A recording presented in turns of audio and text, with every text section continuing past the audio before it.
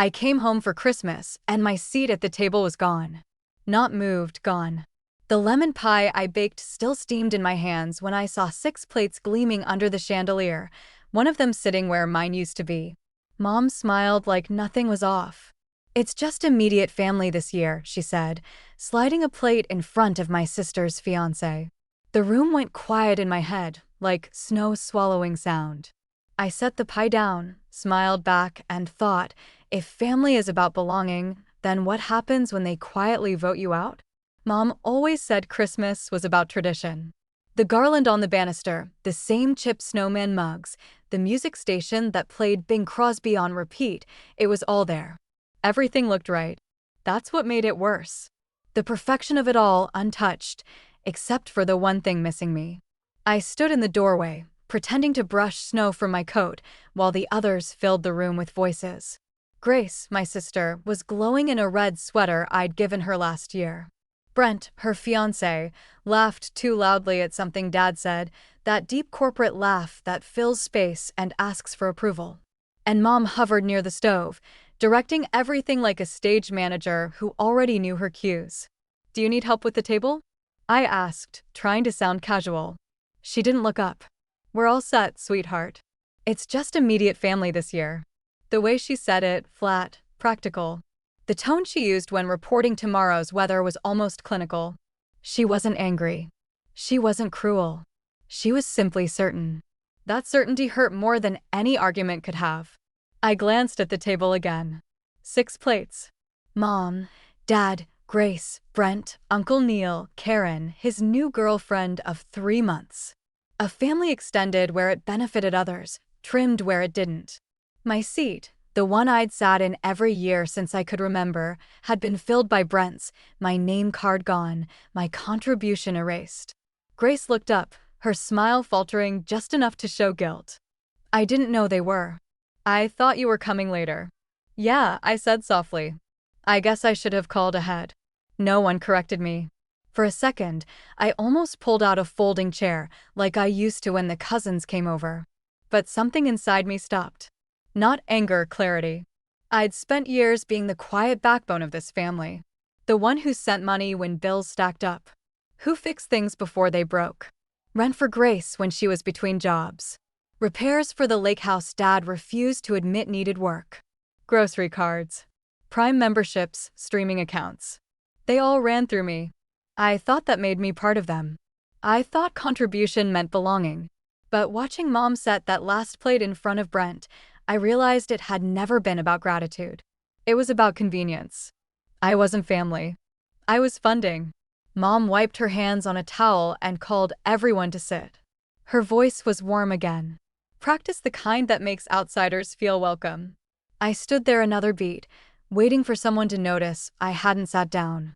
No one did, so I smiled, adjusted my scarf, and said, "You guys start without me."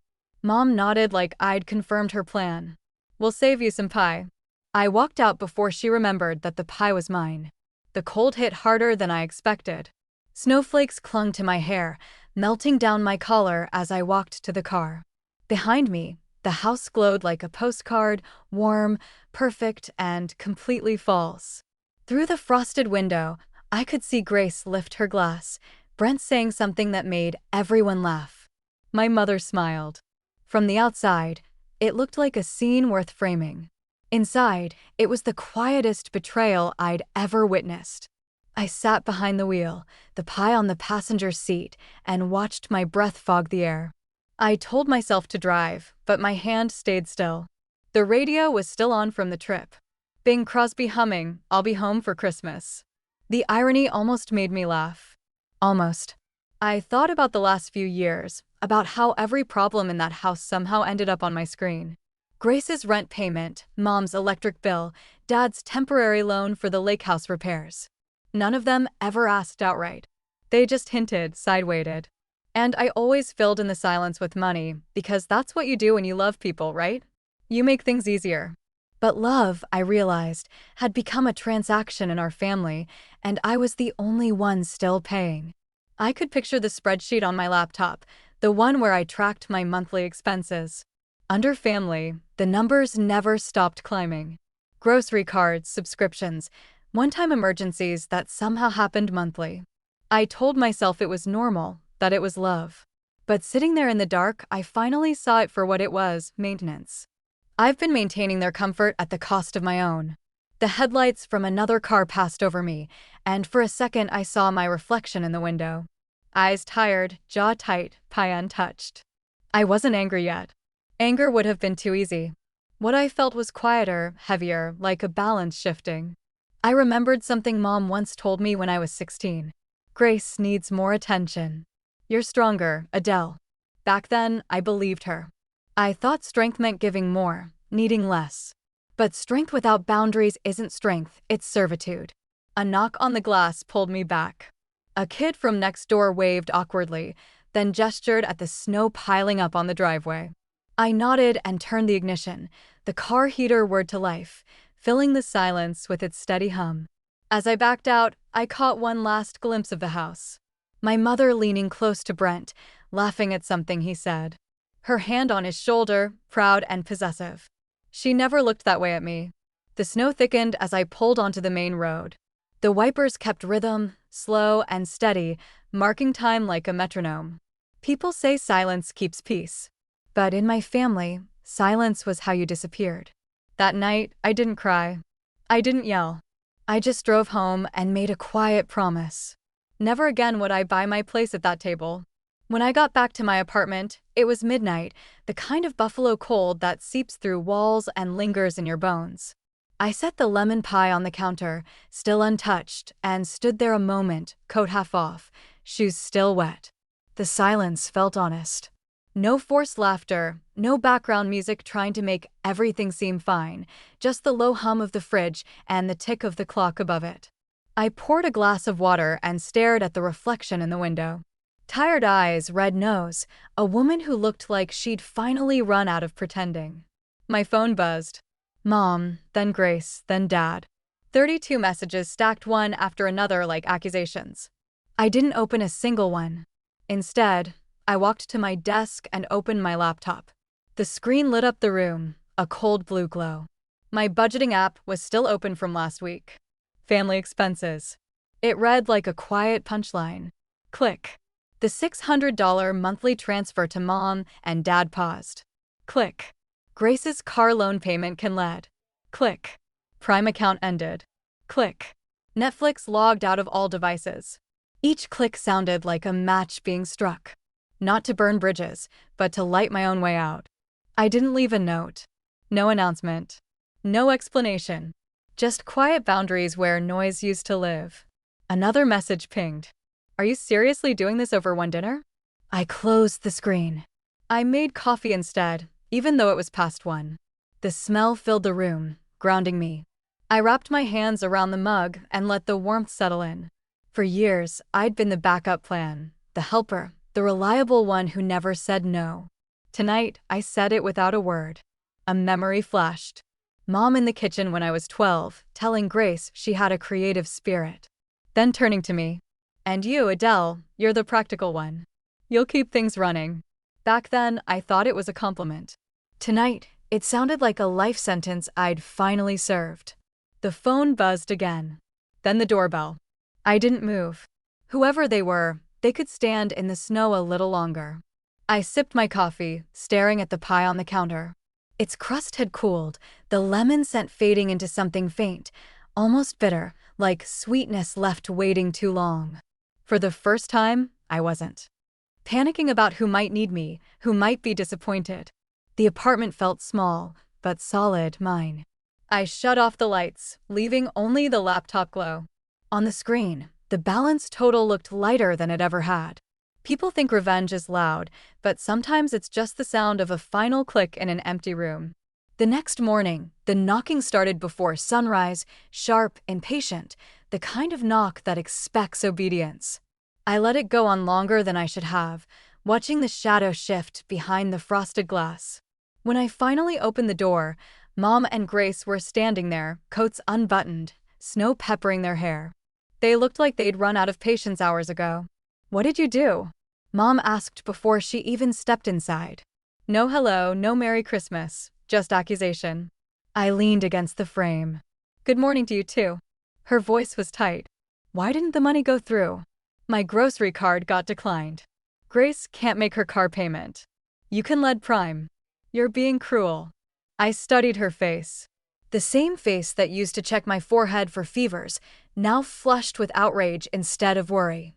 Cruel, I said quietly. For paying for myself instead of everyone else. You weren't uninvited, she snapped. It was just a smaller dinner with a plate for Brent, I said. He's part of Grace's future, she replied, folding her arms. We didn't think you'd make a big deal out of it. Then she said at the line that cut deeper than anything that came before, you have no husband, no kids, and you make good money. It's your responsibility to support this family while Grace is starting her life. Grace didn't contradict her. She just looked down, her cheeks red. Something in me clicked into place. Quiet, irreversible. For years, I'd been trying to fit into a role they'd already rewritten.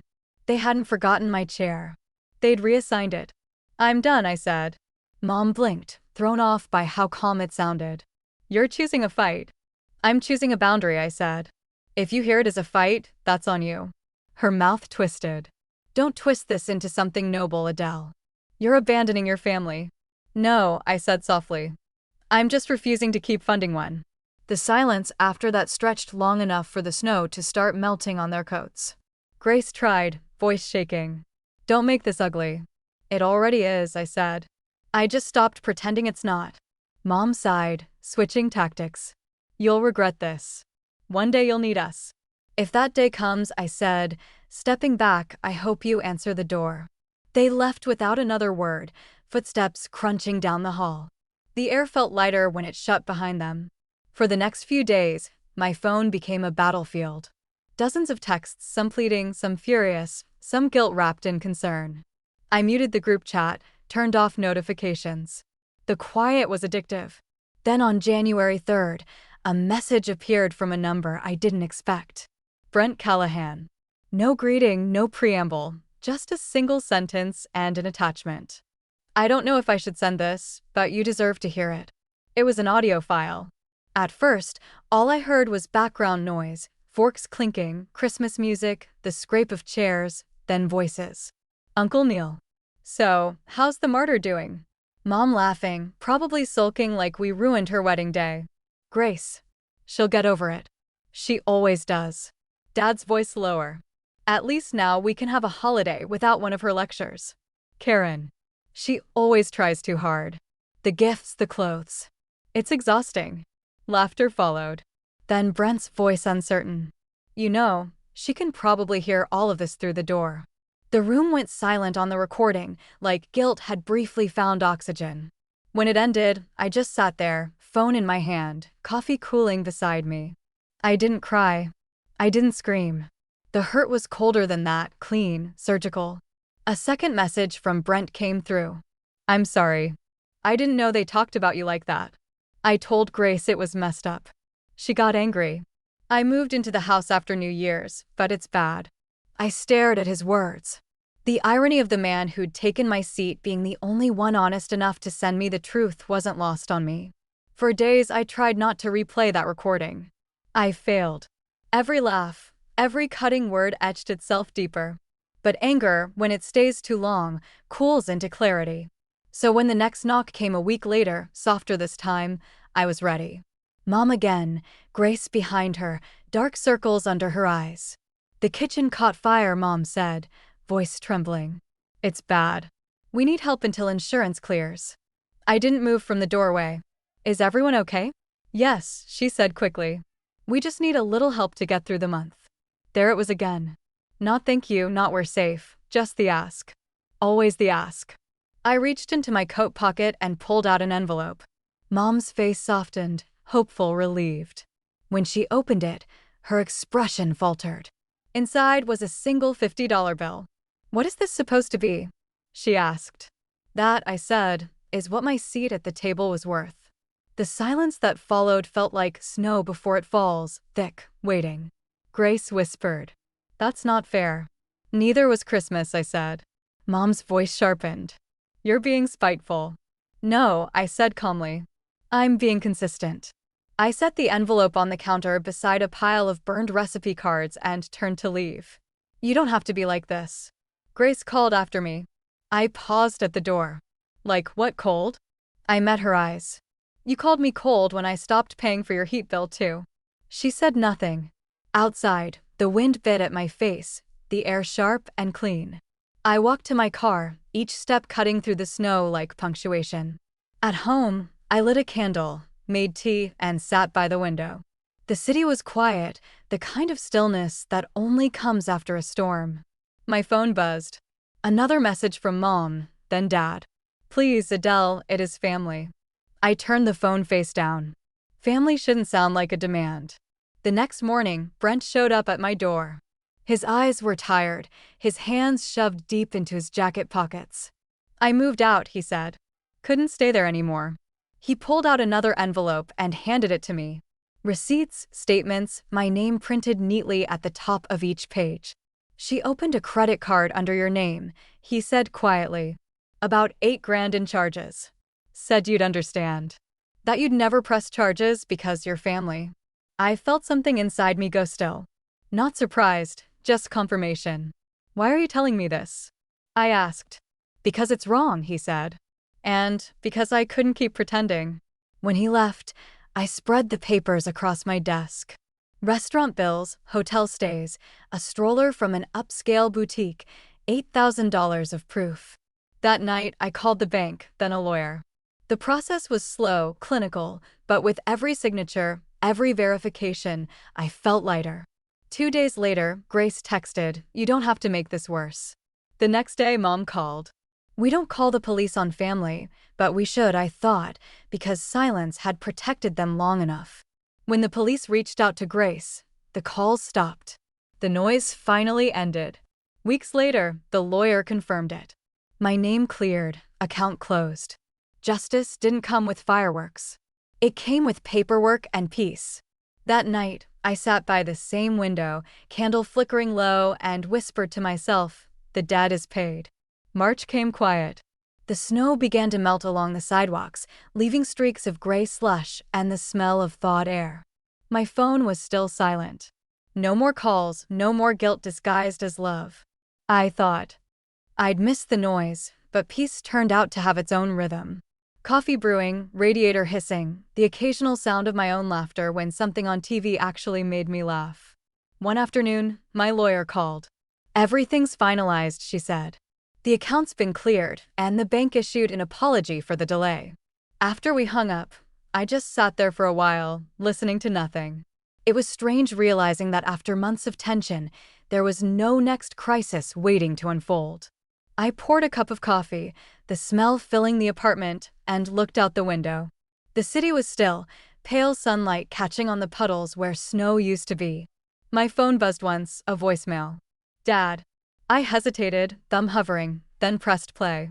His voice was softer than I remembered. "Hey, sweetheart. I don't know if you'll listen to this, but I need to say it anyway. You were right. We treated you like a safety net, and when you finally stepped away, the whole house fell. Your mom's not ready to admit it.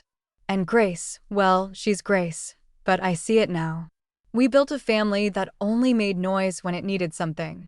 I'm sorry. I hope someday you'll talk to us again. Not for money, just to talk." The message ended with silence, then a faint sound of him exhaling, like relief and regret tangled together. I didn't cry.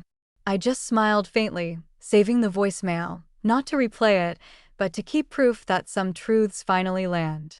Then I opened my notebook, the one where I'd written every dollar, every favor, every line of quiet generosity, and added one last entry. "The debt is paid." When I closed the cover, the sound felt final, like the click of a lock. Outside, the snow was gone. That evening, I washed the pie dish that had sat untouched since Christmas and slid it back into the cupboard. The kitchen smelled faintly of lemon and coffee, the way peace sometimes smells when it finally has room to breathe.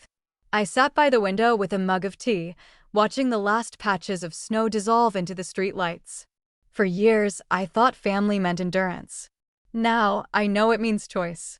I came home for Christmas once, but I found something better than a seat at their table, my own peace. If you've ever been left standing where your chair should have been, tell me in the comments. You're not alone. And don't forget to subscribe for the next.